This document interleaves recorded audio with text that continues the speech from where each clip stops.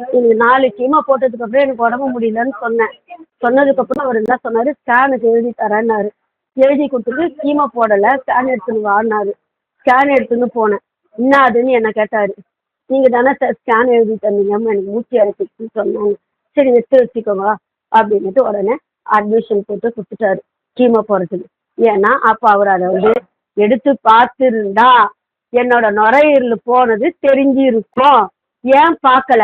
அவரு விரோதியா நான் விரோதியா எனக்கு தெரியல. இப்படியே 5 கீமோ குத்தி என் நுரையீரல் போயிடுச்சு. போனது போயிட்டோம் சார், நான் இல்லைன்னு சொல்லலை. போனது போயிடுச்சு, இனி வரப்போறது இல்லை. நான் அவதிப்படுறது உண்டு, முடிஞ்சு போன கதை. நான் எனக்கும் அவருக்கும் எந்த விரோதமோ பகையோ எதுவுமே கிடையாது. அவரு தான் பெரியவங்க சின்னவங்க மரியாதை இல்லாம நான் 25 வருஷம் சர்வீஸு, நான் 25 வருஷம் சர்வீஸு தலையில கனமா தூக்கி வச்சுன்னு தெரிஞ்சாரு. எங்களுக்கு அது எதுவுமே கிடையாது. வயசானவங்களெல்லாம் காலில் போட்டு மிதிக்காதது தான் அந்த ஆளோட வேலை. அவ்வளோதான் சார். அந்த ஒரு டாக்டர் தான் எனக்கு குறை. ஆஸ்பத்திரியில் எந்த குறையுமே நான் சொல்ல மாட்டேன்.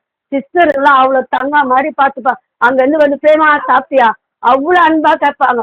யாருமே ஞாபகம் வச்சுன்னு இருக்க மாட்டாங்க. எல்லா சிஸ்டருமே கேட்பாங்க, பிரேமா என்ன சாப்பிட்டேன், நான் சாப்பிட்றத குடுகுடுன்னு ஓடியாந்து பார்ப்பாங்க. ஜீர்ணிப்பு தன்மை அவர் தான் சாப்பிட்றியா, என்ன பண்ணுற ஏது பண்ணுறேன்னு கேட்பாங்க. நான் ஆஸ்பத்திரியும் குறை சொல்லலை, சிஸ்டரையும் குறை சொல்லலை. ஒரே டாக்டர் இவர் பண்ண தப்ப எனக்கு இது இருக்குது சொல்லிருந்து போடாம இருந்தானா இன்னைக்கு இந்த நிலைமை எனக்கு கிடையாது. ஒரு தாய் மேல இருக்கிற பாசம், அதுவும் இந்த 10 நாளா நான் பட்ட கஷ்டம் கண்ணுக்கு நேரம் அவன் இருந்து பார்த்தான். ராவும் பகலுமா அவன் தான் பார்த்தான். இதுக்கு முன்னே கிண்டியில கிட்ட எல்லாருமே வருவாங்க, டைம் அப்படியே போயிடும். இது சபித்தான்றதுனால யாருக்கும் பஸ் வசதி இல்லை. அதனால இவனே எல்லாம் எனக்கு பார்த்ததுனால அவன் மனபாரம் என்ன ஆச்சுன்னு எனக்கு தெரியல. ஆமா ஆமா, அங்கேயே தான் நான் பார்க்குறேன். நான் அங்கே தான் ஆப்ரேஷன் பண்ணுறதுக்கும் இருக்கேன். நான் இல்லைன்னே நான் சொல்லலை. நான் அவனுக்கும் 2 வருஷமா அதில் தான் பார்த்துன்னு இருக்கேன். 2 வருஷமா அவனோட ஃபைலில் தான் கூட்டின்னு போயிருக்காங்க. 6க்கும் அங்கே தான் பார்க்குறேன், ஆர்ட்ஸுக்கும் அங்கே தான் பார்க்குறேன்.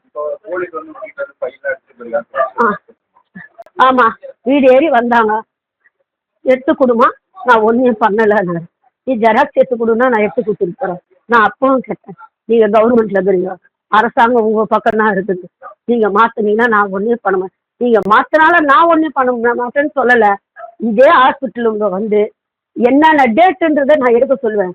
எஸ்ஆர்ஆவுக்கு போனோம், ஓமந்திராவுக்கு போனோம், இத்தனை பல ஆஸ்பத்திரிக்கு போய் நான் எல்லாம் கரெக்ட் பண்ணணும் வரணுன்றது தான் என் தலையெழுத்துனா அதையும் நான் செய்வேன் சார். ஏம்மா அப்படிலாம் பேசுகிறேன்னாரு.